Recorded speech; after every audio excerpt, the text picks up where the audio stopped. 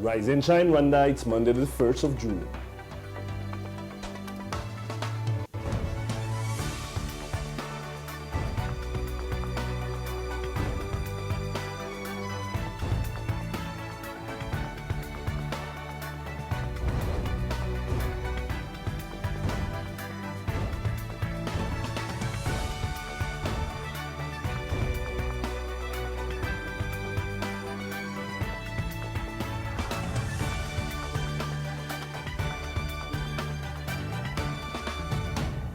Coming up on today's Rise and Shine Rwanda, we take a look at how today's students are being groomed to be tomorrow's leaders. Ethiopia clinches Zone 5 tournament.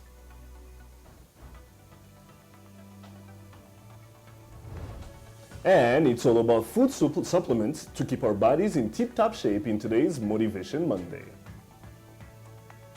Good morning, it's just after 7 o'clock in the morning and you're watching Rise and Shine Rwanda with me, Regis Isheja. Makeda is out today, but we'll hold it down for her. Over the next hour, we'll bring you all the latest news, sports, and lifestyle headlines from here in Rwanda and around the world. And in the studio with us right now is the beautiful team. First of all, Makeda, hopefully we get you back very soon. Fidelis, what do you have in the world of the money? Well, the money, you talk about a great award, big award that one of our very own ministers of finance and economic planning wants. I'm very proud to talk about that. Go Rwanda. Go Rwanda. That's pretty good. All right, in the world of sports, Arnold. Not so happy for me, but you know, Arsenal winning a trophy, what more else can you? That's a very terrible weekend. It's not a terrible thing. I actually know about that, so that's a new thing. Finally, Arsenal. See, I know something about sports. You should be impressed. It's only today that I get to know that Regis actually has a Premier League team. All along, I've asked him this question. Well, clearly he was shy about it before. I am shy because it's not a team that wins a lot. So you only with them when they're on the good drives. I know, I'm sad most of the time, but like, you know, it feels like we win this trophy, especially, it feels like we win it all the time. It's really bizarre. Well, talking about sadness, some sad news for Rwanda basketball. The under-16 boys beaten by Ethiopia. We need to get in there for that. We're going to get what went wrong. We will dive into that in the sports section later on. Okay, all right. Fidelis was, trying to go for the game and try and see these young. Why? All right, all that and more. Still to come, but first, Rise and Shine story of the day. It's by grooming today's students that we can expect to have qualified leaders in the future.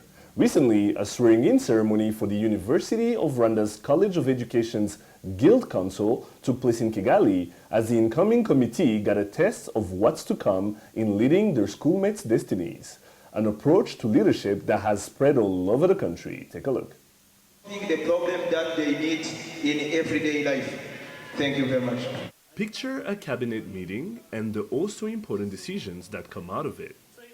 Now, downsize it to a school level and you have tomorrow's decision makers of our country. The goal here is to make sure students take leadership roles seriously.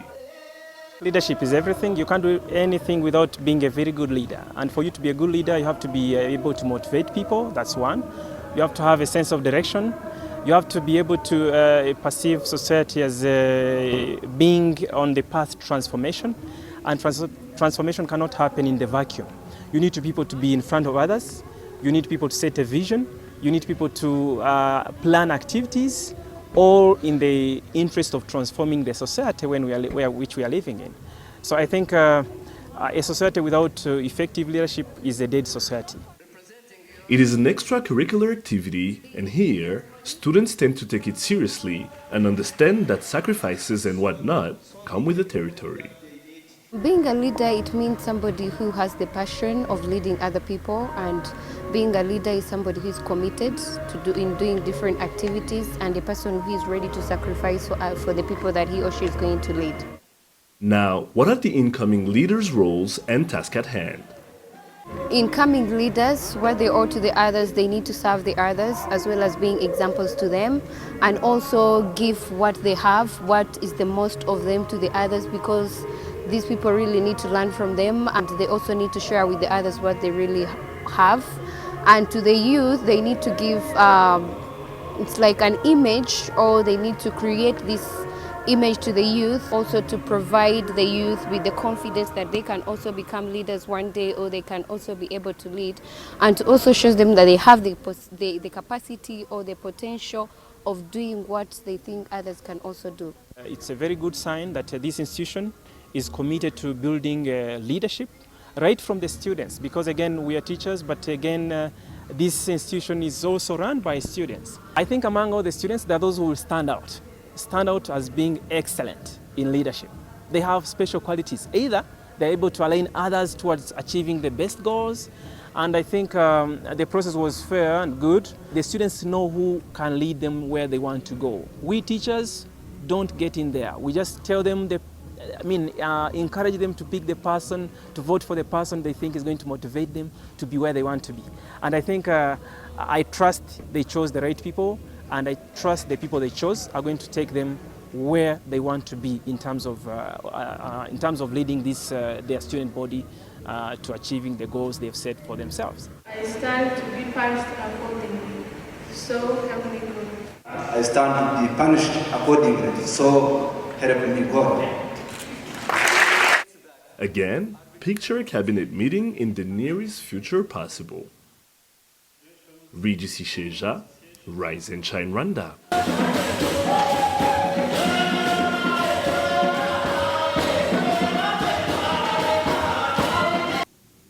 And joining us in studio now is Caroline Namara and Didas Nhambara, students at the University of Rwanda's College of Education. Welcome to the show, guys. Thank you. Now, Caroline, the thing that I really liked when I was at the event, when I was at the swearing-in events, is the fact that there was a lot of energy in the room. Like, there was a lot of students, and this happened on the weekend, so you will think they wouldn't attend, or at functions. But you can tell it's really dear to their heart. Why is that?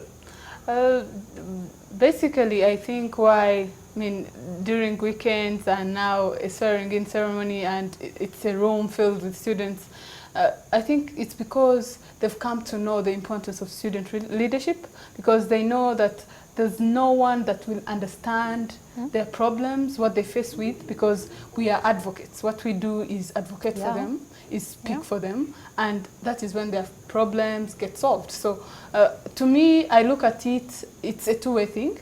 One, we look at the organizers of the event, their effort. It means they've done their best. They've tried to mobilize students, and back to the students is they know why they should be there, because one is they need to know who is the group president, because they will need him, and they need to know who they will inquire from in case a need arises. So to me, it's a two-way thing about the organization and about the students knowing why they need to be there. All right, Didas, now, you've been voted, we saw you in the report, you've been voted as one of the ministers on this committee, on the council. Now, like I always say, you guys are like the next Louise Mushikiwabo, the next Claver Gatete.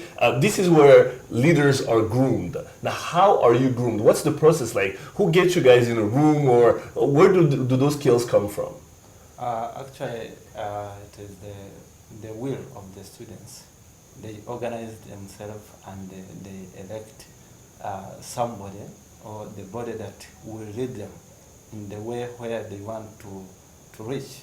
So, and they also face the problems. So when they face the problem, they come back and think that where are we going to pass through? There is a distance from the students and the leadership. Even the management. So the leaders of the students, they are bridge between the students and the leaders, or the leaders of the college. So it is the line where the students will pass through their problems.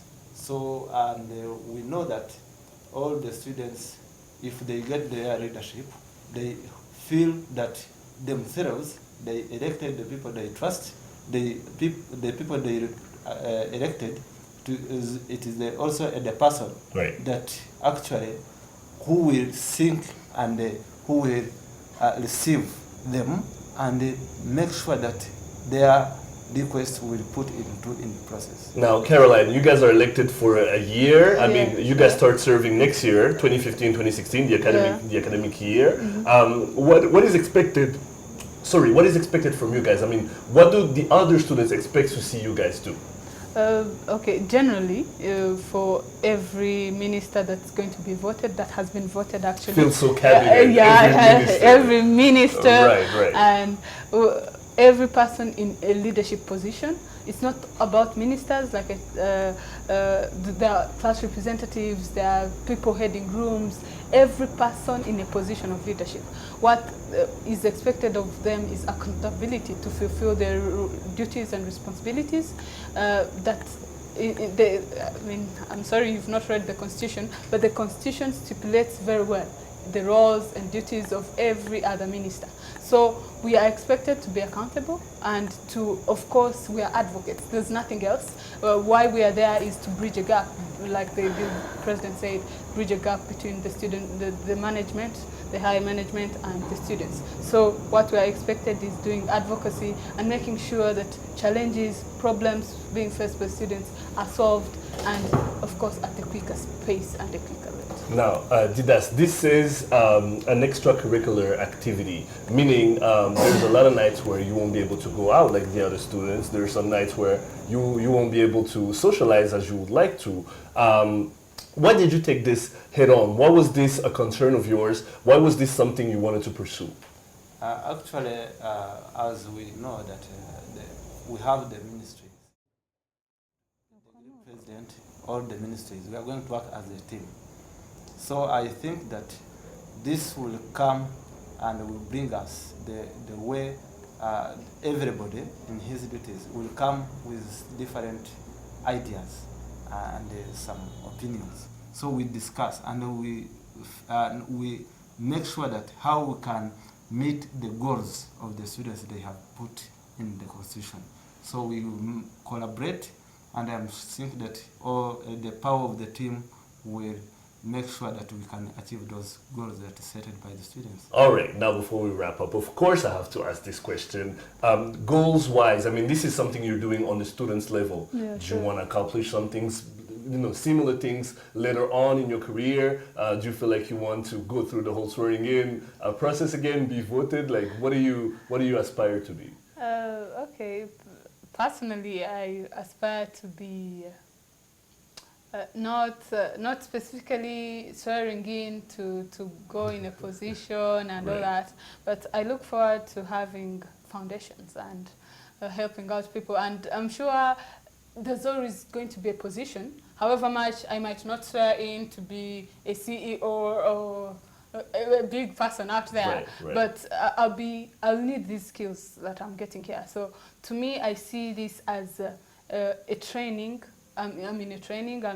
I'm going to make mistakes and learn from them and make sure that when I get out there, I don't repeat the same mistakes because I will need. I know I said the last question was the last question, but does being a leader something someone is born with, or do you actually become one with time?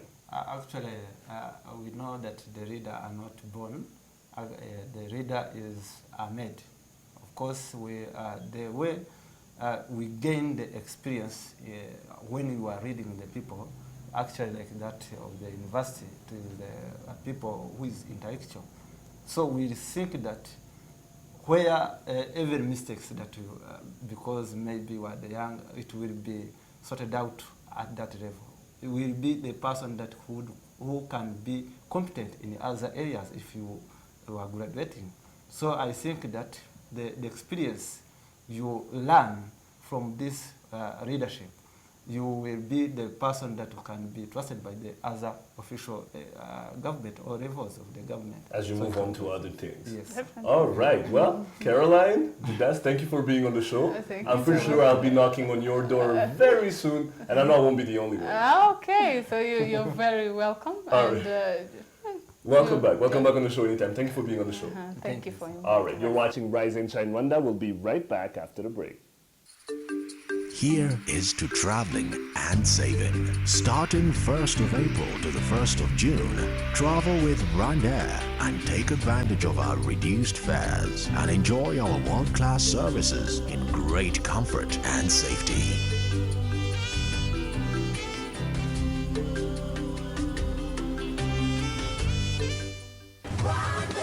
Fly our dream to the heart of Africa.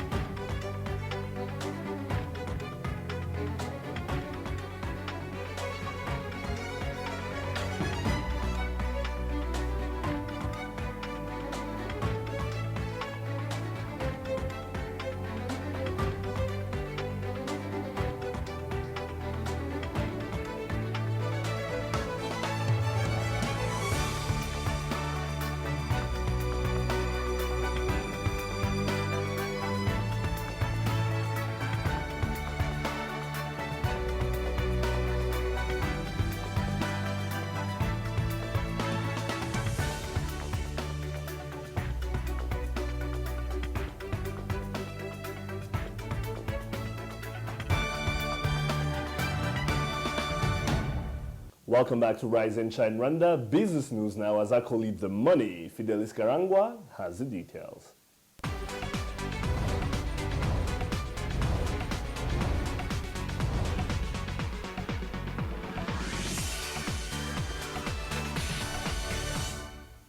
Business stories making headlines today. Rwanda's Minister of Finance and Economic Planning, Ambassador Claver Gatete, has been honored as Finance Minister of the Year at the African Bankers Awards in Côte d'Ivoire. Ambassador Gatete was recognized for heading and conducting wise macroeconomic policies and reforms in the financial sector, where he has shown skills in creating conditions for an appealing investment climate. He dedicated the awards to the government of Rwanda, which he says has played a critical role in reforming the country's financial sector. Bank of Rwanda shareholders have been approved a 16.33 dividend payout per share for the year ended 2014. This was announced during the bank's annual general meeting, where officials say the total dividend payout for the year would be close to 11 billion Rwandan francs compared to the 7.42 billion francs of 2013. This growth in dividends has been attributed to the profitability of the bank, which was realized in the last 3 years. And ESC Secretariat is in the final stage of selecting an organizational structure that will be in charge of enforcing laws that protect and promote free and fair competition among businesses. Officials announced that all the partner states have already nominated the commissioners who will work in this body and requested partner states to confirm their nominees for the post by July 15th. This body is expected to control and eliminate restrictive measures on companies seeking to invest in other partner states and control mergers and acquisitions, as well as the abuse of dominant positions of market powers in the East African community. Well, Fidelis, you always get the goodies when it comes to the money. What do you have for us there throughout the week? Well, the Burundian crisis has been, the hot topic. Everyone's been talking about it, you know. So I go talk to businesses that have been affected by the situation and find out, how are they going through this crisis and how are they pulling out of it to make sure that at the end of the day they're still making profits. I can imagine it's it's been really bad for them, but hopefully things are going to get better very soon. All right, I cannot wait for the rest of the week. For sure. Okay. Well, you're up to date today's business headlines. Post news coming up next in just a minute with Anu Kwizera.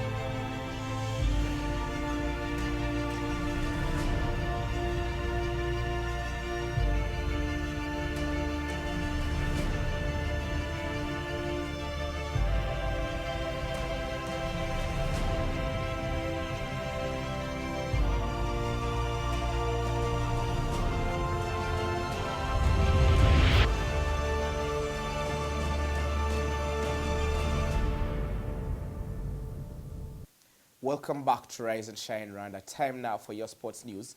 I'm Arnold Quizera.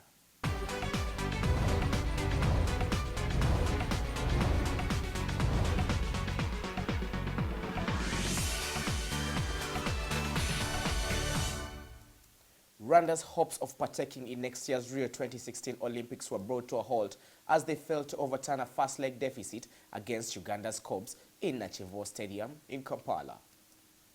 A goal and assist from Captain Farouk Mia put the Cobs on their way to the next round, where they will face Egypt as they bid to make a debut appearance at the World Showpiece. Sepp Blatter has been re-elected president of the Federation of International Football Association, FIFA, football's world governing body, in a vote overshadowed by arrests and corruption allegations. Blatter's rival, Prince Ali bin Al Hussein of Jordan, withdrew after the first round of voting. Blatter fell 7 votes short of the 2/3 needed, but Prince Ali opted not to contest further. 7 top officials were arrested in Switzerland on Wednesday as part of the U.S. prosecution that indicted 14 people. Rwanda has all to do if they are to send a team to the Zone 5 Africa Games, having faced defeat at home to Ethiopia in the Under-16 category. Take a look. The Under-16 basketball team will have to wait another year if they are to qualify for the All-Africa Games tournament after succumbing to Ethiopia in the Zone 5 qualifiers in Kigali.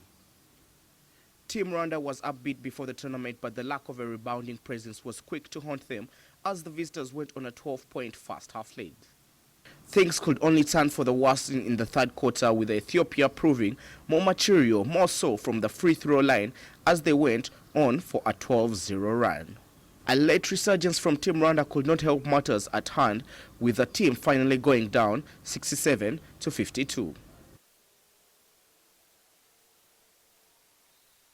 Coach Albert Bohake blamed the loss on what he called Ethiopia's fielding of overaged players, but his Ethiopian counterpart differed. harimo ikintu baratusha imyaka harimo wiga muri universite muri Ethiopia bari abasudane abakinanye n'abakinyi bo muri APR byose barabivuze ariko nta kintu cyakozwe ubwo turagerera dukinisha ingufu turenze ingufu abana bafite ariko tutagaragaje yo strongness ikiye mpungenge niyo yonyene yabihagarika murakoze. Quite sure that we brought our players according to our age. We don't have any Sudanese. You may saw those dark face. They are from Gambela. In our region, we do have different culture. We came from 80 ethnic group. Then they are from one ethnic group from the Gambela. They are Nuer and Anuak. They are completely Ethiopians, and they will be for the future Ethiopians too. With the senior men having failed to make it to Mali, the juniors will hope to take the experience from the defeat against Ethiopia into their next tournaments. Arnold Quizera, Rise and Shine, Rwanda. I can already see organization by the sneakers, the fact that all Ethiopian players, we were talking about it like off camera, how they're all wearing the same sneakers. I mean, what's lacking? Was this a learning experience, first of all, and what's lacking for our youth? I think several things are lacking. One, preparation levels. Ethiopia were the better team, no doubt. Our coach going in to call some of their players, even Sudanese and the likes, I think that's absurd. That's not taking in defeat as a sportsman. As the Ethiopian coach said, these people come from the Gambia region, which is next to the Blue Nile in Ethiopia, and that's the mold of people there, the dark skin. People are used to Ethiopians being light skin. Yeah, a mixture of Arabic and black. Yeah, Arabic and black, but that's because of their history of the Haile Gebrselassie and the tying the furs, the runners, and you may end up thinking all Ethiopians are like that. But the boys are clearly not Sudanese, because they were even speaking Almaric with their teammates. They're very young boys, and the biggest advantage I feel this Ethiopian team had was they have been together for over 2 years. In Ethiopia has taken a new sports module whereby they have a sports academy, 2 sports academies out there to look for talent, for different sports disciplines. And what they do with these sports academies, they pick these kids from the age of 10, 9. So the chemistry within the team themselves, they know each other. They've played with each other for a very long time. Even you could see it with the way they were doing making the substitutions. The coach couldn't call for the player to be substituted. It's the teammates who will substitute each other, because they know their strengths and weaknesses. Yes, they know their strengths and weaknesses. And they are free throw shooting is up there. These boys could hardly miss a free throw. Yeah, and they were so calm. And you know, with all respect to our coach, I think we didn't prepare well enough. Our kids went into residential training for only 2 weeks to the tournament. You're going to compete against a team that has decided to travel from Ethiopia to come to Rwanda, and they have been in camp for 2 years, you know, ever since they were about 13, 14 years old. So great. I think Ethiopia has a great future for basketball. In Africa, they will, well, after some time, they're going to be up there. As for Rwanda, it looks like we're just taking steps backwards with every coming basketball tournament. Now, talking about taking steps back, the weekend, when it comes to football, wasn't really clement to us. We saw what happened in the Kivubu Stadium in Kampala. I mean, is this really crushing? I mean, knowing that we won't be taking part in the Rio Olympic Games or even advancing to the next round before you get qualified? I think it's reality setting in, more so being good. One, people expected the Rwanda national team to perform at the level at which it was last year. Now, that's not going to be possible, especially when you look at Stephen Constantine's team. Constantine's team was made up of what they called, Ferafa called, the naturalized players. Now, these were not naturalized. These are Rwandan players, you know. So Ferafa didn't handle the situation well. They came up in the morning and said, we've banned naturalized players. And so many of the players had to leave the team. Now you expect the same team to go on and perform at the same level with new players. I think we were lucky. Vincent Mashami did a great job out there. We were very lucky not to concede 4 or 5 goals. And as we had talked about it on Thursday here, Farouk Muya, the Ugandan captain, going in to score to be the difference. He was the difference here at the Mahoro Stadium, scoring that crucial goal and setting it up. Similar scripts to what happened at Nachivu in the 60th and 61st minutes. He set up a goal and scored another, totally showing his class. I think the boys really tried, especially Andrew Butera and Yannick, as usual, Mukunzi. They tried to put up a spirited performance. I expected us to go down, about 3-4 goals, but 2-0 was a fair result for the junior Amavubi and for the Uganda Cobs. And the Cobs will progress to the next round to take on Egypt. Unfortunately for us, it's back to the drawing board. Coach Vincent Mashami did a great job, to try and inspire this team that, even lacked the likes of Olivier Quizera. So I think FIFA needs to, we need a whole structure change in the Rwandan Football Association. Well, Ferafa has issues, FIFA has issues. We all know a bit too well since last week with the probe inside of FIFA when it came to allegations of corruption. Now, Sepp Blatter has been re-elected for a 5th term. It's starting to feel like a president, like a country's president who just wants to stay put. What do you think is going to happen moving forward? Now, we know there's some dissensions inside of FIFA with the likes of Michel Platini and others. What do you think is going to happen here? I think Sepp Blatter may not finish his term as president. What I think is Sepp Blatter is a very egocentric man, and from what I've come to follow and read about him, it's Sepp Blatter is going to script his way out of FIFA. He is going to get 2 years from now or a year from now, and he will retire or resign. Something. He's not going to be forced out. No one's going to force Sepp Blatter out. He has FIFA under an iron hand. And do we need a change of leadership for FIFA? When you look at the African position, yes, FIFA has been corrupt. That's an open secret. But FIFA has delivered more to Africa under Sepp Blatter than under any administration. And that's where Sepp Blatter gets his votes from. Because winning against Prince Al bin Hassan from Jordania, from Jordan, Prince Al bin Hassan got 77 votes. And where did these 77 votes come from? From Western Europe and the United States.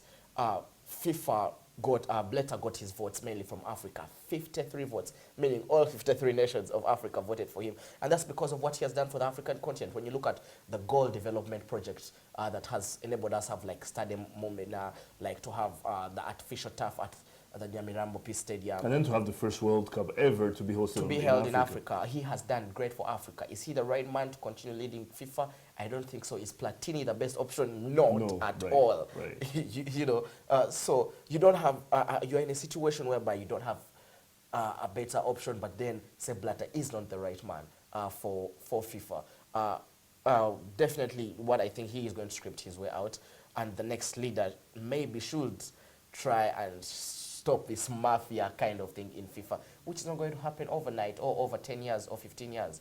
Yeah, and like Sepp Blatter said, America and Britain are on sour grapes, but truth is, this corruption has been there. And when you look at the chart, you have 4 vice presidents who have been indicted or arrested for corruption. Right. The president can't be I mean, the head of the tree mine, absolutely. Yeah. Well, Arnold, thank you very much. We'll keep following the evolution of this story as it unfolds. All right. Well, you're watching Rise and Shine Rwanda. News are coming up next on the show. Stay tuned.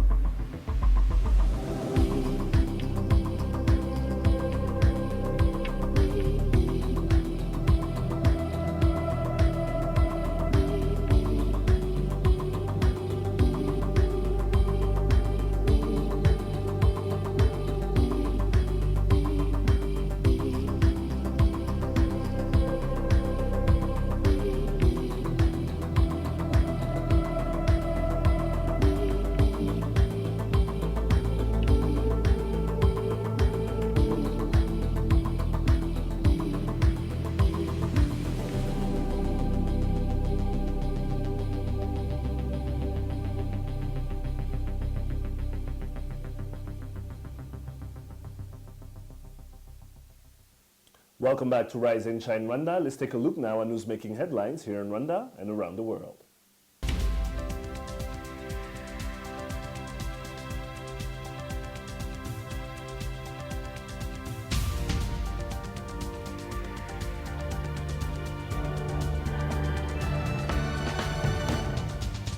Heads of states from the East African community met in Dar es Salaam, Tanzania, for a second emergency summit to discuss the crisis in Burundi. The latest meeting was called by Tanzanian President Jakaya Kikwete, who's also the chairperson of the EAC. A statement from the EAC Secretariat said the summit will also be attended by South Africa's President Jacob Zuma and his Angolan counterpart José Eduardo dos Santos. The heads of state called for a stay of elections in Burundi for a period of not less than 1.5 months to allow a broad-based inclusive dialogue among parties. President Pierre Nkurunziza was not in attendance. Rwanda Utilities Regulatory Authority announced that British broadcaster BBC's Kinyarwanda service will be suspended indefinitely. This comes after BBC aired a controversial documentary which was widely criticized in Rwanda abroad and was considered to be an attempt to distort facts about the 1994 genocide against the Tutsi. An independent commission of inquiry was set up to look into the program that had sparked protests across the country. The regulatory board said the BBC will continue to air other programs subject to compliance with Rwandan laws, regulations, and licensing requirements. In regional news, Nigeria's Agriculture Minister Akinwumi Adesina was elected as the new president of the African Development Bank. Adesina, who will be replacing Dr. Donald Kaberuka, 55, beat 7 contestants in a race described as one of the closest in the bank's history. Kaberuka congratulated the incoming president, saying he will do a great job. The results were announced by the AFDB's Board of Governors after its annual meetings, which were held in Abidjan, Ivory Coast. And a suicide bomber killed at least 16 people and wounded dozens at a mosque in the Nigerian city of Maiduguri. This comes after an overnight assault on the northeastern city by Boko Haram, in which at least 13 people were killed before troops were able to push back the militants' advance. The attacks came hours after Muhammadu Buhari was sworn in as new president. He vowed decisive action against the militant group. In recent years, the group has killed thousands of people in an attempt to set up an Islamic state.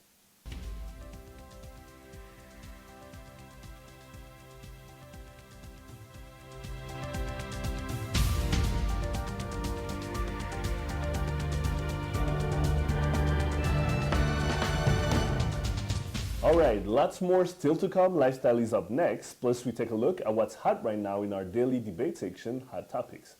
Stay there.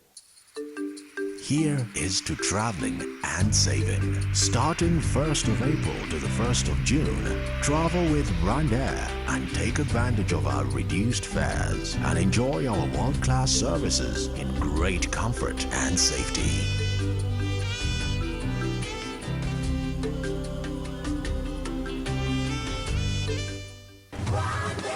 Fly our dream to the heart of Africa.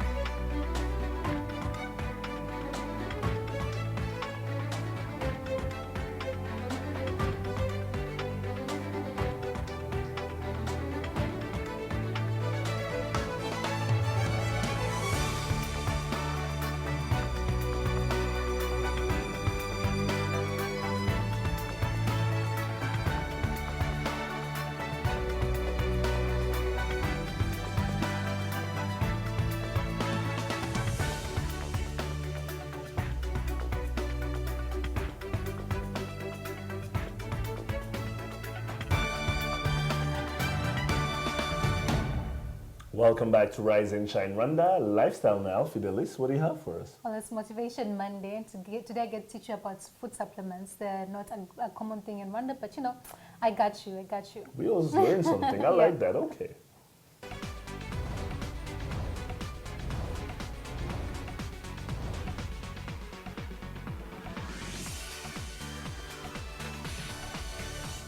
Now, they may not be a common thing in Rwanda, but food supplements are on trend in many parts of the world, where from athletes to the busy people at work, many of them use them to acquire the nutrients that they would have otherwise not consumed in sufficient amounts throughout the day.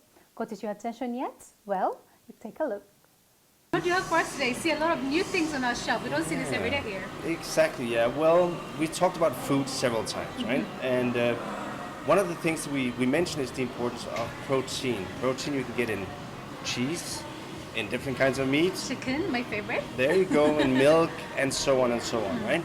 But there's also another way of getting it for those who are busy and who would like to make sure that they get enough protein throughout the day. So because of those options, we wanted to show Rwanda that here they are.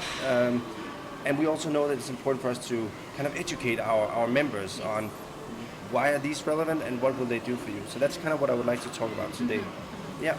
So I see my favorite. There's a pure protein that has chocolate in it. That's clearly what's caught my attention. True, first. yeah. This is it's kind of like a candy bar, except for it's not. Basically, this is a shot of protein that you will get. So after a workout, in case you're going directly to work or you're busy, instead of ending up eating a samosa or something like that, this will do the trick for you. It's kind of small. Well, it's 21 grams of protein, which is really high, and it has 180 calories only, whereas any other candy bars would be like 400, 500, 600 or so. So low sugar, high protein, and still it's very sweet. And you feel you the try same it, though? fulfillment as you would with like a samosa? Well, it's sweet, so a samosa is not sweet as far as I know. But here, try it out, and then tell me what you think.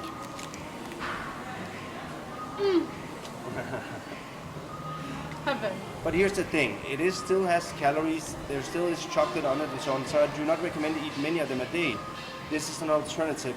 Instead of eating a samosa or something after workout or before, I'd rather want you to make sure that you fill up your body with some protein. Another quick thing, this is drinkable, this is cold. This is also protein, but just in a protein shake, so it's pre-made. And it says here that it has actually 30 grams of protein, so a bit more than the other one. Yeah. And it's something you drink, and it has 160 calories. Again, after workout, instead of, in case you want to skip a meal or you don't have time for a meal, this is a great alternative. This is vanilla though. Do you like vanilla? Yeah. Are you sure? Okay, let me just shake it. Okay. So this is pretty much like a milkshake. There you go. Nice. Yeah, it's a milkshake. Tastes really good too. It does? Yeah. There you go. So Perfect. again, a very easy way to get the amount of protein that will help you recover quickly after a workout. For those that are saying, no, I don't want to buy it every day, I want to make it myself. Because there are people who want to say, I want it every breakfast, blended up with some fruit. We have protein powder here. It's made out of milk. So it's just like drinking a whole lot of milk, basically, without all the fat in it. Okay. So this is very pure form. This is actually 80% protein. This is 1 kilo of protein powder. And what you do is you take 1 scoop in the morning, or it could be at lunch or whenever. You mix it with water or with milk. That's up to you. You can even add some berries or banana, oatmeal, whatever you feel like. Nice. And then you have a really good big milkshake. And for those who are trying to lose weight, instead of having a lunch, this would be a great alternative to do it, because it has way lower calories, you get a high amount of protein, and you feel full. So this is a great alternative throughout the day. Again, we have chocolate and we have vanilla, and we hope to get much more of it. But again, for those who are interested, come in and hear about it. Yeah. And what's this little one over here? This is actually, it's called creatine. So Okay. all of this is more to make sure that you get enough protein. And then there are those people who are a bit more serious about their exercise and workout. This is a product that we actually develop ourselves in our liver. It's a sort of an acid that we create. And this acid has a really great benefit. It allows us to continue for a bit longer without being exhausted. Okay. Do you remember the lactic acid? We talked about it earlier. So you start feeling a burn when you exercise. To make it clear, this kind of postpones that feeling of the burn. So it allows you to continue for a bit longer. We're not talking about much longer, but for a bit longer. And the more you can continue, the longer you can continue exercising, the more gain you're going to get out of it. So for those that has worked out for a long period of time and feel that they are stagnated a bit, Or even want to push themselves a bit longer. exactly, yeah. This could be good to try out for a month or so. It's all organic, it's all healthy, there's nothing like this is just something we create ourselves. but this is just a high dose, basically. Yeah. Now, I think the first thing that I need to ask you is everyone when they think of supplements, they think they're unhealthy or they have really, really bad effects at the end. Of course. Is that true, and is that the case with this particular ones as well? Great question. I mean, there is a lot of bad stuff out there. I know that the science world, they disagree about it, but there are a lot of things that I would never want to promote here at Waka, without a doubt. That's why I go for natural things. Basically, this is just like eating a whole lot of meat. If you ate like 2-3 kilos of meat every day, but we just can't do it. So that's why we have a concentrated version of it. The same with the protein. So for me, this is just to help people who cannot either afford or cannot eat 2-3 kilos of meat every day, right? Yeah. So this is all very healthy. Has a lot of great health benefits, and the people they come in, we will tell even more about it. So I would never want to promote something that I'm not supporting, basically. Yeah. So in case you're wondering about an easy way to pack a healthy meal for the road, I would say food supplements is the way to go. Karangwa Fidelis, Rise and Shine Rwanda. You seem like you're really enjoying I it back did. there. All right, now tell me, is there something you found out about the food supplements that you were not aware of? Well, like me, like most people, everyone, whenever they think food supplements, even my workmates who went together for this interview, when the people think food supplements, they think they're bad. They're most of them, after a while, then you get really tolerant. After a while, you're not. Well, the difference is you have to be really, really good at, you have to check labels all the time and make sure that the supplements that you're taking are actually really good. Very, very important. And also, food supplements can actually a normal thing, something you can use all the time. So like he said, instead of like eating 3 kilograms of meat, which would be actually very difficult for some people, you can have a supplement like that. And the good thing with this is most of them are really low in calories. Right. So you get all the need from the meal, from the supplement, but without having, to get the calories as well. So it's really, really good. And of course, my favorite, the chocolate one. I've not had good healthy chocolates in a really long time, so it was a really, really good thing. And like myself as well, I like snacking, so these are better options to snacking. So it's just a healthier way for you to be able to snack, but then again get the benefits from the snack, good benefits and less calories. Now, will you be using this more often? Will you be getting your chocolate? Definitely. Unfortunately, they're not as common to find in the country yet, because they don't have a big market. People don't understand how they work yet. But definitely, I'm definitely interested in bring them into my life. It's a good option to snack. Well, keep motivating us. I will. We love it. I got you. Okay, all right. Thank you, Fidelis. Perfect. All right, so stay tuned. We'll be right back for Hot Topics.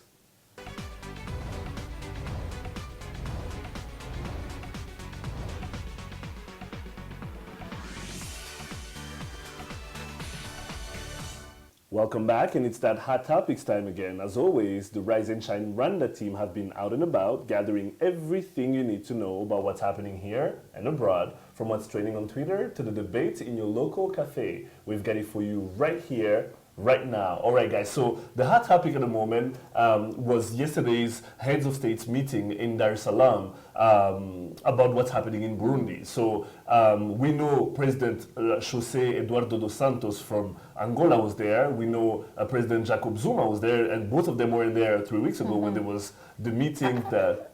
I have a question. I don't want to get into the Jacob Zuma, why he was there. Right. But... because we know that Dos Santos is in the ICGLR. Yes, he's the head of the ICGLR. Right, we understand that. Which is in charge, which is in charge of the Great Lakes region, and he's as the head of the ICGLR. He was supposed to be at that summit as an observer. As for South Africa's interest in Burundi, it's starting to make us odd, right? It's very odd. Well, President Zuma was coming back from Nigeria, as many heads of state, including His Excellency President Paul Kagame, we had Cyril Ramaphosa, Muhammadu Buhari's swearing-in ceremony. So basically, they were there. So José Eduardo dos Santos, Jacob Zuma, President Kikwete, President Kenyatta, and we had the President Museveni and the two Nyamitwes, which is really odd because they're blood brothers. Minister of Foreign Affairs. One is the Minister of Foreign Affairs, the other is the government spokesperson and advisor to the president. So the fact that these two were there representing Pierre Nkurunziza is really odd to begin with. But on top of that, this basically after the meeting, what came out of it is that they strongly recommend that the elections, the presidential elections which were supposed to take place on the 26th of June, be pushed back for a month and a half. At least. At least a month and a half. And that, Imbonerakure be disarmed and stuff like that. Now, we know that the parliamentary elections take place on the 5th, which is 5 days from now. I just want to have a general opinion of what you guys think of what's happening. I don't think they should push it back, because I feel like that just gives more room for more chaos, more, rioting, all these things. I think, so honestly, they should be held? No. They should find a solution to the problem at the moment. Deal with it immediately, not try to postpone it by trying to push back the election. You see what I mean? So I feel like they should, if they say they should disarm the rebels, then they should do it now and carry out the election, so that this way they find a permanent solution to the situation, as opposed to pushing them back to a month and a half away. I don't think feel it. They are supposed to go the elections. Well, that's why I'll differ with you. I think the elections should be pushed back. But should they take place to begin with? Again, that's when you say being pushed back, because being And pushed back, definitely. can mean a lot of things. So if they can be pushed back to 12 months from now, they can be pushed back from a year from now. That just keeps President Nkurunziza in power for a longer period of time. No, they can get a dialogue to this, because now where the situation has reached, Nkurunziza is not going to leave the presidency. It's going to be a dialogue. Unfortunately, now we are having assassination attempts on leaders in Burundi. Yesterday we had the Archbishop, church leader, the Archbishop of the Anglican Church, which has been very vocal, asking President Nkurunziza not to stand. Now the Anglican Church doesn't have as much power and authority as the Catholic Church in Burundi. Now we had the Catholic Church pull out all its election observers from partaking in the upcoming elections, and that was at the same time as the European Union did that. But I think the biggest sin now is going to come from the Western world. I don't feel the East African community has enough grip, or the ICGLR has enough grip on Burundi, being that how much does it give to Burundi? How much does it contribute to Burundi?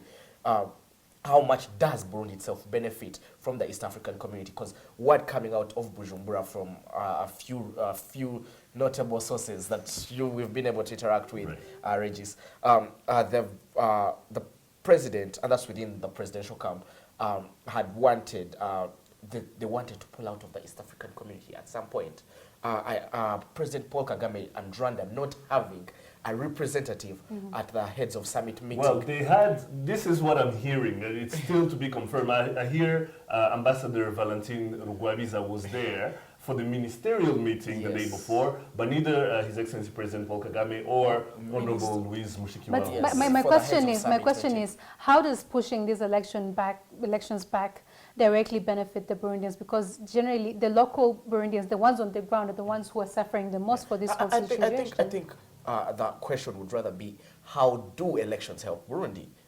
Pushing them back and having them, it's let's just let the word election shouldn't even be a thought of in this arena. When you look at the situation in Burundi right now, it's turning into a civil war kind of situation, and that takes you back to what was said before, earlier. The situation in Burundi is way deeper than what we actually think. It's way deeper than the ethnic lines that the Western media are trying to play on. It's way deeper than religion, and it's way deeper than elections. These elections. This is a situation that you're looking at that has the ability to destabilize a whole region. Because when you it look, already is. Yeah, it already is. Yeah. But you know what? Let's wait and see what happens. Clearly, we want to know also what the public is thinking on these matters. So don't forget, we'd love to hear your thoughts, comments, and feedback on what we're talking about here, like this subject here on Rise and Shine Rwanda. Tweet us at Rise and Shine or W.